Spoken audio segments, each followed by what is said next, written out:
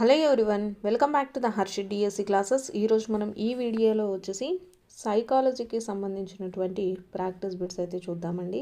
సైకాలజీలో మనల్ని ఎక్కువగా ఏ టాపిక్స్ నుంచి క్వశ్చన్స్ అడుగుతున్నారో ఈ వీడియోలో చూద్దాము. ఫస్ట్ వచ్చేసి సరికాని జతను గుర్తించండి అనేసి ఇచ్చారండి.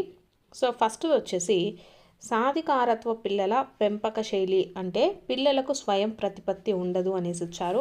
నెక్స్ట్ సెకండ్ వన్ చూసుకుంటే నిరంకుశ తత్వ పిల్లల పెంపక శైలిలో వచ్చేసి మనకు పిల్లలను అధికంగా నియంత్రిస్తారు.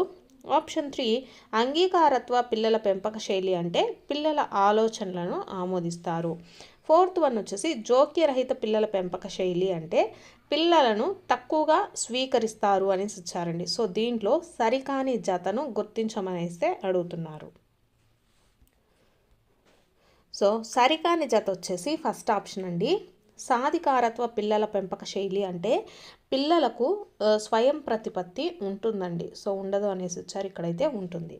So option 1 is the right answer అండి, సరికానిది. సో మిగిలిన ఆప్షన్స్ చూసుకున్నట్లయితే మనకు నిరంకుశత్వ పిల్లల పెంపక శైలి అంటే ఎలా ఉంటుందంటే పిల్లలను అధికంగా నియంత్రిస్తారు, అంటే నేను చెప్పిందే చెయ్యాలి అనేటటువంటి మనస్తత్వం మనకు నిరంకుశతత్వ పిల్లల పెంపక శైలిలో ఉంటుంది. నెక్స్ట్ థర్డ్ వన్ వచ్చేసి అంగీకారతత్వ పిల్లల పెంపక శైలి అంటే పిల్లలను వాళ్ళు నియంత్రించినప్పటికీ పిల్లల ఆలోచనలను అయితే ఆమోదించడం జరుగుతుందన్నమాట అంగీకారత్వ పిల్లల పెంపక శైలిలో.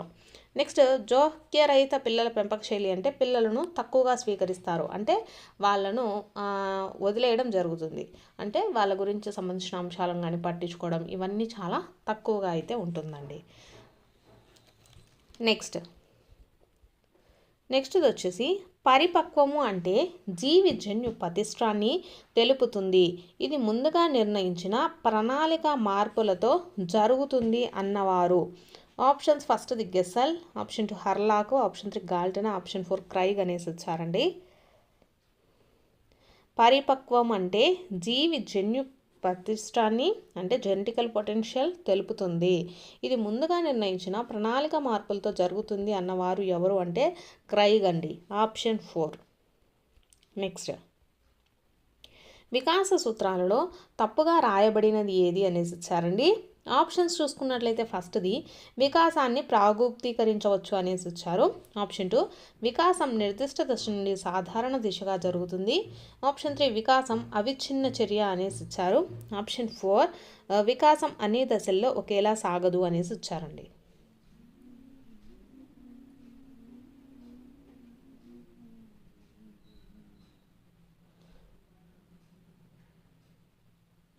సో ఇక్కడ చూసుకున్నట్లయితే మనకు ఈ తప్పుగా రాయబడింది వచ్చేసి ఆప్షన్ 2 అండి.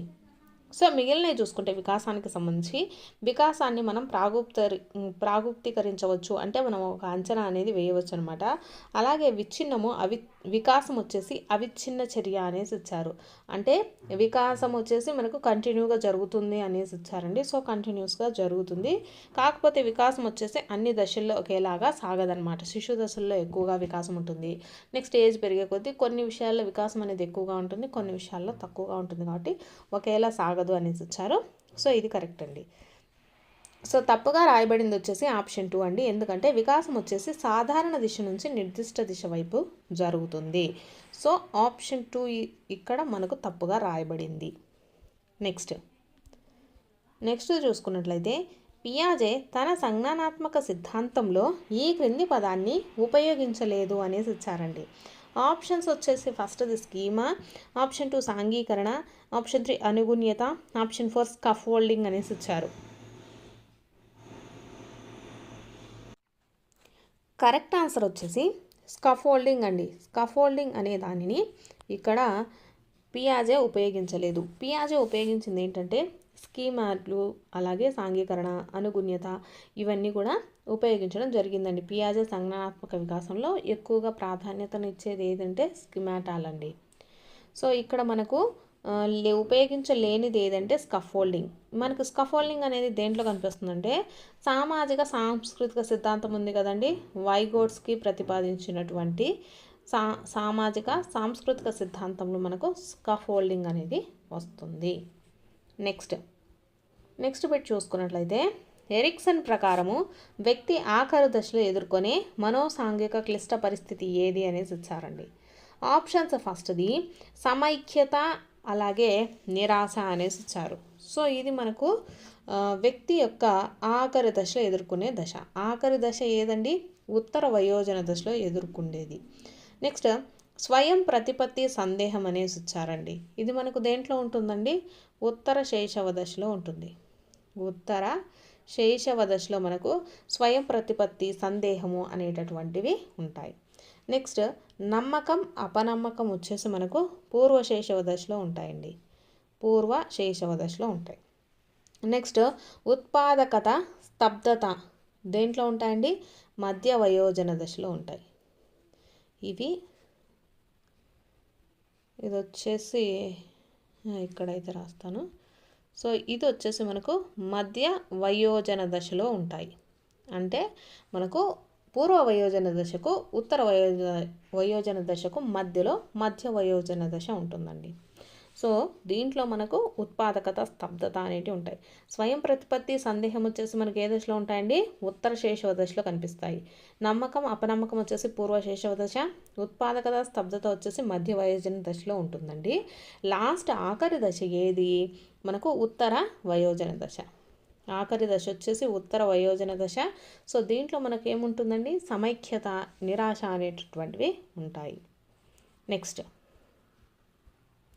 6th క్వశ్చన్ చూద్దాము. పిల్లలలో వైయక్తిక భేదాలకు కారణం ఏంటి అనేసి ఇచ్చారు. ఆప్షన్స్ ఫస్ట్ది అనువంశికత, ఆప్షన్ 2 పరిసరాలు, ఆప్షన్ 3 అనువంశికత పరిసరాలు 2, ఆప్షన్ 4 పరిపక్వత ప్రజ్ఞ అనేసి ఇచ్చారండి. సో వైయక్తిక భేదాలు అనేవి ఎలా ఏర్పడతాయండి?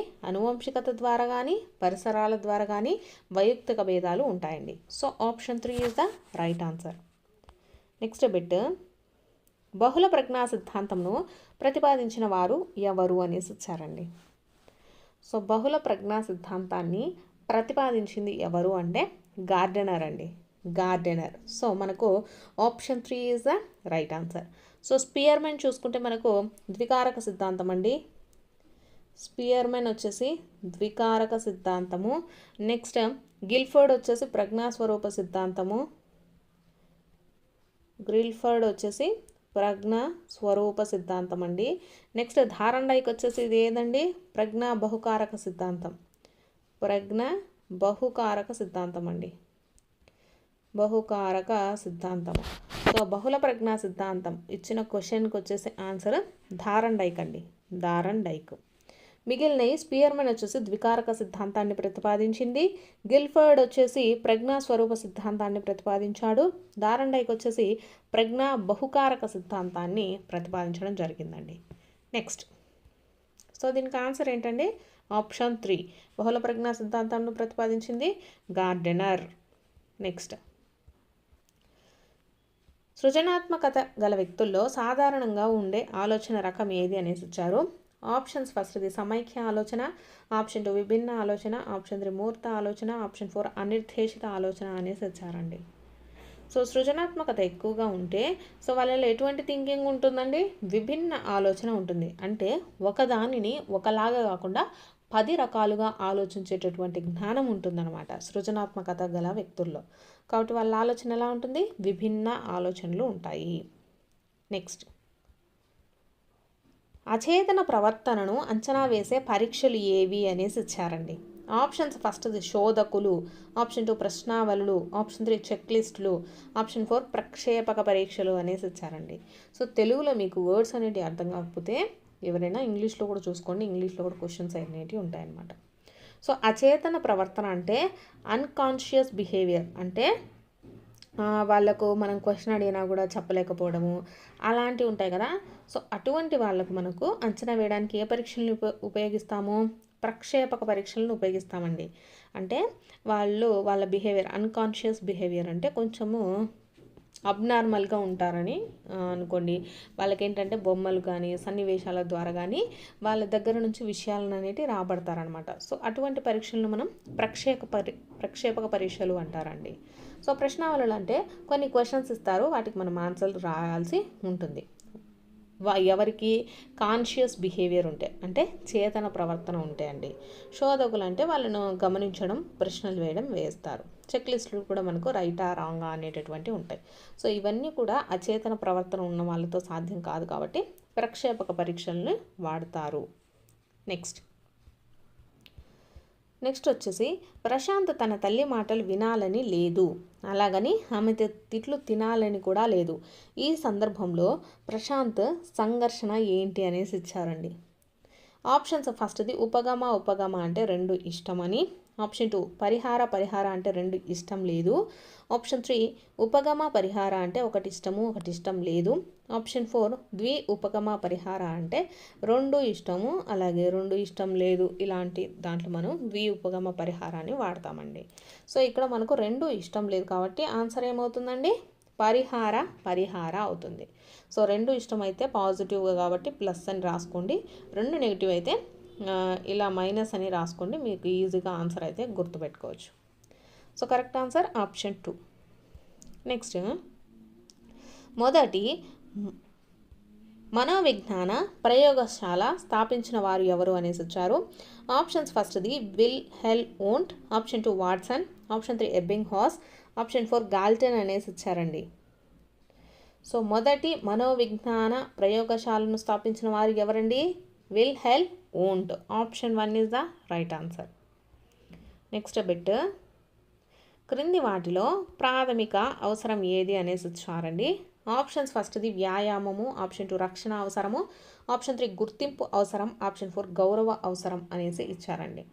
సో ఇవి వచ్చేసి మనకు అబ్రహం మాస్లో అవసరాల అనుక్రమణ సిద్ధాంతం ఉంది కదండి. సో దానికి సంబంధించిన క్వశ్చన్ అనమాట. సో ప్రాథమిక అవసరాలు అంటే ఏమొస్తాయండి? శారీరక అవసరాలు, రక్షణ అవసరాలు ఇవన్నీ కూడా ప్రాథమిక అవసరాల కిందకి వస్తాయి. సో అవి అంటే మనకు రక్షణ అవసరం అన్నమాట. గృహము, తోడు, భద్రత ఇవన్నీ కూడా ప్రాథమిక అవసరాల కిందకి వస్తాయండి. నెక్స్ట్ గుర్తింపు, గౌరవ అవసరము, ప్రేమ ఇవన్నీ కూడా మనకు గౌణ అవసరాల కిందకి రావడం జరుగుతుంది. సో ఇక్కడ మనకు option 2 is the right answer. Next gestalt అనగా అనేసి ఇచ్చారండి. గెస్టాల్ట్ అంటే మనకు అర్థం ఏంటండి? సమగ్రాకృతి. గెస్టాల్ట్ అంటే సమగ్రాకృతి. Option 4 is the right answer. Next bit, Bandura ప్రకారము అనుకరణ అభ్యాసనలో మానసిక ప్రక్రియలు ఏవి అనేసి ఇచ్చారండి. ఆప్షన్స్ ఫస్ట్ తదాత్మీకరణ, అంతరీకరణ, ఆప్షన్ 2 ఉపసంహరణ, హేతుకీకరణ, ఆప్షన్ 3 పరిహారము, ప్రక్షేపణ, ఆప్షన్ 4 అచేతన ప్రతిగమనము అనేసి ఇచ్చారండి.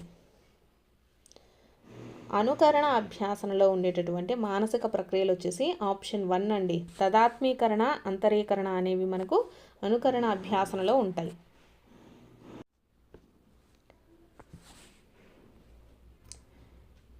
నెక్స్ట్ క్వశ్చన్, ఈ క్రింది రకం స్మృతిలో విద్యార్థి విషయాన్ని అవగాహన చేసుకొని గుర్తుంచుకుంటాడు. ఆప్షన్స్ ఫస్ట్ వచ్చేసి తక్షణ స్మృతి, ఆప్షన్ 2 భట్టి స్మృతి, ఆప్షన్ 3 తార్కిక స్మృతి, ఆప్షన్ 4 నిష్క్రియాత్మక స్మృతి అనేసి ఇచ్చారండి. సో మనకి ఇక్కడ చూసుకున్నట్లయితే విద్యార్థి విషయాన్ని అవగాహన చేసుకొని ఎప్పుడు గుర్తుపెట్టుకుంటాడు? తార్కిక స్మృతిలో గుర్తుపెట్టుకుంటాడండి. తక్షణ స్మృతి అంటే స్వల్పకాలిక స్మృతి అనమాట. అంటే మనము రైల్వే టికెట్స్ కానీ ఏదైనా అనౌన్స్మెంట్స్ కానీ వింటూ ఉంటాం కదా. సో దాన్ని వచ్చేసి మనకు తక్షణ స్మృతి ఆ స్వల్పకాలిక స్మృతికి ఎగ్జాంపుల్గా చెప్పచ్చు. నెక్స్ట్ బట్టి స్మృతి అంటే చిన్నపిల్లలు ఎక్కాలనేటి నేర్చుకుంటూ ఉంటారు కదా. సో అవన్నీ ఎలా ఉంటాయంటే అవగాహన లేకుండా చదువుకుంటూ ఉంటే దాన్ని బట్టి స్మృతి అంటారు. నెక్స్ట్ నిష్క్రియాత్మక స్మృతి అంటే చదివి విని గుర్తుపెట్టుకుంటూ ఉంటారు కదా. సో అంటే అవగాహన అనేది ఉండదు, చదువుతారు, వింటారు, గుర్తుపెట్టుకుంటారు. సో దాన్ని వచ్చేసి నిష్క్రియాత్మక స్మృతి అంటారు. సో విషయాన్ని అవగాహన చేసుకొని మరీ గుర్తుపెట్టుకుంటే దాన్ని తార్కిక స్మృతి అనేసి చెప్తామండి. నెక్స్ట్ సాఫ్ట్ బాల్ బాగా ఆడే వ్యక్తి క్రికెట్ ఆడటం నేర్చుకోదలిచాడు. ఇక్కడ అభ్యాసన బదలాయింపు రకం ఏది అనేసి వచ్చారండి. ఆప్షన్స్ ఫస్ట్ది అనుకూల బదలాయింపు, ఆప్షన్ 2 రుణాత్మక బదలాయింపు, ఆప్షన్ 3 శూన్య బదలాయింపు, ఆప్షన్ 4 ద్విపార్ష బదలాయింపు అనేసి వచ్చారండి. సో సాఫ్ట్ బాల్ వచ్చేసి బాగా ఆడే వ్యక్తి క్రికెట్ ఆడడం నేర్చుకున్నాడు. అంటే ఇక్కడ ఈ రెండిటికి కూడా కొంచెము సారూప్యత ఉంటుంది. అంటే కొన్ని అది నేర్చుకున్నాడు కాబట్టి దీంట్లో కూడా అది అభ్యాసనం అనేది ఉపయోగపడుతుందండి. కాబట్టి ఇది ఏ అభ్యాసన బదలాయింపు రకం అవుతుంది? అనుకూల బదలాయింపు రకం అవుతుంది. శూన్య బదలాయింపు అంటే మనం నేర్చుకున్నది అసలు ఉపయోగపడకపోతే దాన్ని శూన్య బదలాయింపు అంటాము. నెక్స్ట్ ద్విపార్శ్వ బదలాయింపు అంటే ఏంటంటే మనకు కుడి చేతి ఎడమ చేతితో రాయటము, వీటిని ద్విపార్శ్వ బదలాయింపుగా చెప్తామండి. రుణాత్మక బదలాయింపు అంటే మనకు అంటే రెండు ఇబ్బందికరంగా ఉంటే, అంటే కొంచెము ఒకే రకంగా ఉన్నప్పటికీ దాంట్లోకి గుర్తొస్తూ మనం ఏది చేయలేకపోతే దాన్ని రుణాత్మక బదలాయింపుగా చెప్పడం జరుగుతుంది. సో అనుకూల బదలాయింపు అంటే మనకు ఉపయోగపడుతుంది అనమాట. ఫస్ట్ చదువుకున్నది రెండో దానికి ఉపయోగపడింది అనుకోండి, సో దాన్ని అనుకూల బదలాయింపు అంటాము. ఇక్కడ సాఫ్ట్ బాల్ బాగా ఆడే వ్యక్తికి వచ్చేసి క్రికెట్ కూడా బాల్తోటే ఆడతారు కాబట్టి సో ఆడటం నేర్చుకోదలిచాడనమాట. సో ఇతనికి ఎటువంటి రుణాత్మక బదలాయింపు కానీ శూన్య బదలాయింపు కానీ జరగలేదు. సో అనుకూలంగా ఉంది కాబట్టి దీన్ని అనుకూల బదలాయింపు అనేసి చెప్తాం. So option 1 is the right answer. Next bit, ZPD అనగా ఏంటి అనేసి వచ్చారండి. అబ్రివేషను జెడ్పీడి అంటే ఏంటండి? Zone of proximal development. So option 2 is the right answer. Zone of proximal development. Next question, animal intelligence experimental studies అనే గ్రంథంలో వివరించబడిన అభ్యాసన సిద్ధాంతం ఏది అనేసి ఇచ్చారండి. యానిమల్ ఇంటెలిజెన్స్ ఆప్షన్స్, ఫస్ట్ది శాస్త్రీయ నిబంధన, ఆప్షన్ 2 యత్నదోష, ఆప్షన్ 3 కార్యసాధక, ఆప్షన్ 4 గెస్టాల్ట్ అనేసి ఇచ్చారండి. సో మనకు యానిమల్ ఇంటెలిజెన్స్ అలాగే ఎక్స్పెరిమెంటల్ స్టడీస్ ఇవన్నీ కూడా మనకు దేంట్లో ఉంటాయండి? యత్నదోష అభ్యాసన సిద్ధాంతంలో ఉంటాయండి. So option 2 is the right answer. నెక్స్ట్ది, శీలస్థాపన గ్రహించడము ఈ రంగానికి చెందుతాయి. ఆప్షన్స్, ఫస్ట్ది ప్రణాళిక రంగము, ఆప్షన్ 2 మానసిక చలనాత్మక రంగము, ఆప్షన్ 3 జ్ఞాన రంగము, ఆప్షన్ 4 భావావేశ రంగము అనేసి ఇచ్చారండి. సో మీకు ప్రతి ఒక్క సెట్లు అంటే ప్రతి సెషన్లో కూడా ఈ క్వశ్చన్స్ అయితే అడిగారండి. సో మనకు శీలస్థాపన గ్రహించటము ఇవన్నీ కూడా మనకు దేంట్లో ఉంటాయండి? భావావేశ రంగంలో ఉంటాయి. So option 4 is the right answer. మనకు జ్ఞాన రంగంలోకి వచ్చేసి ఏమేమి ఉంటాయండి? జ్ఞానము, వినియోగము, అవగాహన, విశ్లేషణ, సంశ్లేషణ, మూల్యాంకనం ఇవన్నీ జ్ఞానాత్మక రంగంలో ఉంటాయి. మానసిక చలనాత్మక రంగం అంటే అనుకరణ, హస్తలాఘవము, సునిశ్చితత్వము, సమన్వయము, సహజీకరణ, ఉచ్చారణ అనేటటువంటివి మనకు మానసిక చలనాత్మక రంగంలో ఉంటాయండి. శీలస్థాపన, గ్రహించడము, ప్రతిస్పందించడము, విలువ కట్టడము ఇవన్నీ కూడా మనకు భావావేశ రంగంలో ఉంటాయి. So option 4 is the right answer. Next bit, ఇక్కడ డాట్స్తో వి అనే గుర్తును ఇంగ్లీష్ అక్షరం విగా గుర్తించడంలో గల ప్రత్యక్ష వ్యవస్థాపన నియమం ఏది అనేసి ఇచ్చారండి. ఆప్షన్స్, ఫస్ట్ది పూరణ నియమము, ఆప్షన్ 2 ఆకృతి క్షేత్ర సంబంధము, ఆప్షన్ 3 అవిరళ నియమము, ఆప్షన్ 4 సామీప్య నియమము అనేసి ఇచ్చారండి. సో దీన్ని ఏమంటామంటే పూరణ నియమము అనేసి చెప్తామండి. ఇక్కడ డాట్స్ పెట్టి నాకు చిన్నపిల్లలు అప్పుడు ఏబిసిడీలు కానీ ఇవన్నీ ఫస్ట్ డాట్స్ తోటి ఇస్తారండి, ఒక 3 లైన్స్. తర్వాత మనకు నార్మల్గా ఎంటీ లైన్స్ ఇవ్వడం జరుగుతుంది. సో ఇలా మనకు దీంట్లో ఎందుకు ఏ నియమంలో ఉంటుందంటే పూరణ నియమంలో ఉంటుందండి. నెక్స్ట్, క్రింది వానిలో మానసిక వికలాంగులకు ఇచ్చే పునర్భరణాలలో సాంఘిక పునర్భరణం ఏది అనేసి ఇచ్చారండి. ఆప్షన్స్, ఫస్ట్ది డబ్బు, ఆహారము, చిరునవ్వు, విశ్రాంతి అనేసి ఇచ్చారు. మానసిక వికలాంగులంటే వాళ్ళకు వచ్చేసి మానసికంగా ఇబ్బందులు ఉంటాయండి, డబ్బు ఇవన్నీ కూడా కాదు. సో కాబట్టి వాళ్ళు మానసికంగా ఆరోగ్యంగా ఉండాలి అంటే వాళ్ళకు ఏమి ఇవ్వాలండి? చిరునవ్వు అనేది ఇవ్వాలి. So option 3 is the right answer. Next, project పద్ధతి దీనిపై ఆధారపడి ఉంటుంది. ఆప్షన్స్, ఫస్ట్ వచ్చేసి ప్రవర్తనవాదము, ఆప్షన్ 2 వ్యవహారిక సత్తావాదము, ఆప్షన్ 3 బ్రూనర్ వాదము, ఆప్షన్ 4 అస్తిత్వవాదము అనేసి ఇచ్చారండి. సో ఏదండి, వ్యవహారిక సత్తావాదం అండి. ప్రాజెక్ట్ పద్ధతి దేనిపైన ఆధారపడి ఉంటుందంటే వ్యవహారిక సత్తావాదం మీద ఆధారపడి ఉంటుంది. నెక్స్ట్ క్వశ్చన్, కృత్రిమ పరిశీలనను ఇలా కూడా పిలుస్తారు. ఆప్షన్స్, ఫస్ట్ వచ్చేసి సంచరిత పరిశీలన, ఆప్షన్ 2 అసంచరిత పరిశీలన, ఆప్షన్ 3 ప్రయోగ పరిశీలన, ఆప్షన్ 4 అంతః పరిశీలన అనేసి ఇచ్చారండి. కృత్రిమ పరిశీలన అంటే ప్రయోగ పరిశీలన అండి. అంటే కొంతమందిని ఎవరినైనా తీసుకొని వచ్చి వాళ్ళ చేత ఒక 10 ఇయర్స్ కానీ 15 ఇయర్స్ కానీ ప్రయోగాలు చేసి పరిశీలన చేసి ఆన్సర్లు చెప్తూ ఉంటారు కదా, వాళ్ళకి సంబంధించి. సో దాన్ని కృత్రిమ పరిశీలన అంటారు. సంచరిత పరిశీలన అంటే వాళ్ళతో కలిసి తిరుగుతూ వాళ్ళకు తెలియకుండా ప్రయోగాలు చేస్తే, అంటే వాళ్ళకు తెలియకుండా పరిశీలిస్తే దాన్ని సంచరిత పరిశీలన అంటారు. సో అసంచరిత పరిశీలన అంటే వాళ్ళతో తిరగకుండా కొంచెం దూరంగా నిలబడి వాళ్ళను పరిశీలిస్తూ ఉంటారండి. నెక్స్ట్ అంతః పరిశీలన అంటే మనలో ఉండేటటువంటిది, అంటే ఒక వ్యక్తిలో ఉండేటటువంటిది అంతర్గతంగా తనకై తాను పరిశీలన చేసుకుంటే దాన్ని అంతః పరిశీలన అంటాం. సో కృత్రిమ పరిశీలన దేన్ని పిలుస్తారు? ప్రయోగ పరిశీలన, అంటే ఎక్స్పెరిమెంటల్గా చేస్తూ ఉంటారు కదా, సో దాన్ని కృత్రిమ పరిశీలన అనేసి చెప్తాము. నెక్స్ట్ 10వ తరగతి తర్వాత ఏ కోర్సు చదవాలో తెలుసుకొనుటకు కావాల్సిన మార్గదర్శకత్వం ఏది అనేసి ఇచ్చారు. ఆప్షన్స్, ఫస్ట్ది ఔద్యోగిక, ఆప్షన్ 2 కుటుంబ, ఆప్షన్ 3 విద్యాపరమైన, ఆప్షన్ 4 గౌణ అనేసి ఇచ్చారండి. సో ఇక్కడ మనకు విద్యకు సంబంధించి ఏం చదవాలో చెప్తూ ఉన్నారు కాబట్టి సో ఇదేమవుతుందండి, విద్యాపరమైనటువంటి మార్గదర్శకం అవుతుంది. So option 3 is the right answer. కుటుంబానికి సంబంధించి ఏమైనా సమస్యలు ఉంటే మనము చెప్పామనుకోండి, సో అది వచ్చేసి కుటుంబ మార్గదర్శకత్వం అవుతుంది. ఔద్యోగిక అంటే ఉద్యోగానికి సంబంధించి మనం ఏమైనా సలహాలు ఇచ్చామనుకోండి, అది ఔద్యోగిక మార్గదర్శకత్వం అవుతుంది. గౌణ అంటే ఏంటంటే మనకు డబ్బుల గురించి కానీ, హోదా, గుర్తింపు, వీటన్ని గౌణ అవసరాలు ఉంటారు కదా, సో వాటి గురించి మనం ఏమైనా వాళ్ళకు చెప్తే అది గౌణ మార్గదర్శకత్వం అవుతుందండి. సో ఇక్కడ విద్యకు సంబంధించి ఏం చదవాలో చెప్తూ ఉన్నారు కాబట్టి ఇది మనకు విద్యాపరమైన మార్గదర్శకత్వం అవుతుంది. Option 3 is the right answer. Next bit, దీక్ష పూర్తి ఫామ్ ఏంటి అనేసి ఇచ్చారండి. దీక్ష యొక్క పూర్తి ఫామ్ వచ్చేసి digital infrastructure for knowledge sharing అండి. దీక్షకి ఫుల్ ఫామ్ వచ్చేసి digital infrastructure for knowledge sharing. Next bit, క్రింది వాణిలో అప్లికేషన్ సాఫ్ట్వేర్ ఏది అనేసి ఇచ్చారండి. సో వీటిల్లో మనకు అప్లికేషన్ సాఫ్ట్వేర్ ఏంటండి, ఎంఎస్ ఆఫీస్ అనేది మనకు అప్లికేషన్ సాఫ్ట్వేర్.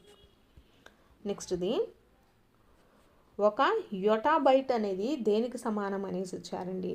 ఒక యోటాబైట్ అంటే మనకు 1024 జిగాబైట్స్కి సమానం. గిగా కాదండి, జిగాబైట్స్కి సమానం, జెడ్బీకి సమానం. నెక్స్ట్,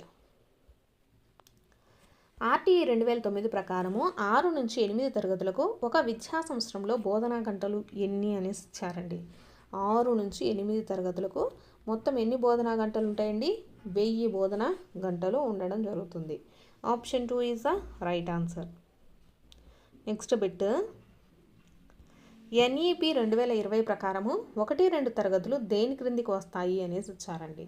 సో ఎన్ఈపి 2020కి సంబంధించి ఒక స్పెషల్ వీడియో అయితే చేస్తానండి సపరేట్గా.